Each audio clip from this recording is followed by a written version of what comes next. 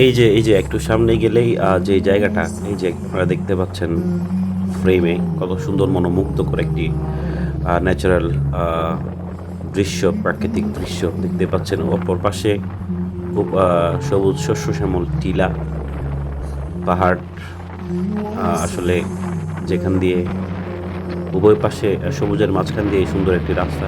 আমরা আমাদের দু চাকা ঘুরেই চলছে। অত্যন্ত সুন্দর একটি পরিবেশে, অত্যন্ত সুন্দর একটি ওয়েদার আমরা আজকে চুজ করে দেন বাসা থেকে বের হলাম। দেখতে পাচ্ছেন সূর্যের আলো আছে। আসলে এই রাস্তায় গাড়ি চালানোর একটা মজা হচ্ছে, এই রোডে আপনার গাড়ির সংখ্যা খুবই নগণ্য, খুবই কম।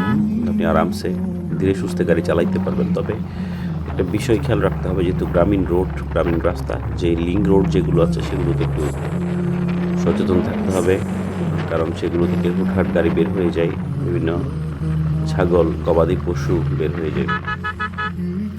আমরা ধীরে ধীরে সিন্দুকচরের দিকে আগাচ্ছিলাম।